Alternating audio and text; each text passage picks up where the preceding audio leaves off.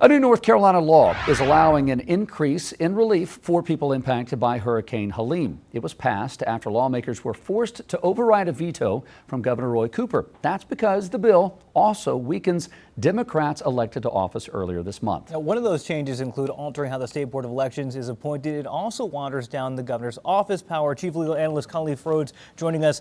That's just the tip of the iceberg as well. It also take away powers from Mo Green, who we know is going to be the new superintendent there. It's kind of one of those things that we see in politics where they sneak something in underneath the guise of, okay, hurricane relief funding. Khalif, how do we break this down, the legality of it? This has nothing to do with hurricane relief. Obviously, if you look at the bill, there's multiple things in there, 131 pages. This is like a mini budget that's thrown into this. You're talking about $237 million that's going to hurricane relief, but almost 3 times of that going to school choice funding. So they could have named it the school choice funding bill, but that wouldn't have got the headlines if Democrats decided to vote against it. So this is clearly something where you're attempting to, in law school they talk about pork bellying laws, where you're throwing stuff in there as much as you can to try to fatten it up. Sometimes you do that because you've made deals, you made arrangements. If I put this in here and I put what you need in here, will you support this? That's not what's happening here. This is because I have power, because I know I have a supermajority, because I know the governor can't use his veto power to stop this. We're going to throw everything in here we want before the supermajority is gone. And that's what's happening now. And I mean, that school choice is a major one, ripping the power of the State Board of Elections and giving it to the auditor, who happens to be a Republican, when the top 5 folks that if you go down the list, you could have picked the governor or the lieutenant governor or the attorney general, but we skip all the way down to a Republican held position. I mean, I wasn't in the room when these decisions were made, but all of them are pointing to it seems like we're trying to control and maintain as much control as we can before we lose a little bit of this supermajority. They still have power, they still have control, but they don't have that ultimate control, which is having that veto-proof supermajority. Describing this pork belly, trying to get it passed with extra stuff, that you don't see right off the bat. We've seen both sides do this over the years, even up in Washington. I'm not saying that it's shady. It just, to those of us not in politics, it seems shady. This is one of the things we don't like about our politicians.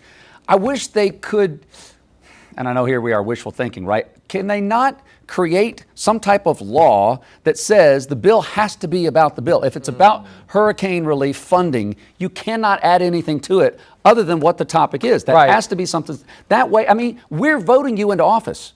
Be clear. Yes. Let us see what's happening behind the scenes. That's why we put you there. Don't be dishonest. You think that the title would be reflective of what's in there, right? But any type of appropriations in or committee that require that whoever names a bill actually only has that included in there would be normally the party that's in charge. And so to your point, Democrats were in charge in North Carolina for almost 50 to 60 years. And there were a number of things that happened during that time that opened up the door for this. The pendulum swings, folks are frustrated, and then ultimately votes start stacking up for the other side. Now when the other side grasps power, now all I'm trying to do is hold on to that power. Often what happens is voters are lost in the middle because you voted for these folks that ultimately you hope are supporting you, and I think most of the time they are. They're supporting your issues, but there's also some things that need to get taken care of that help them get there, that help them get elected. Some of these deals that you look at the specific counties that are getting funding, you're looking at specific parts of the state that are getting support, you can draw and look at the red or the blue dots on those maps and see that they're connected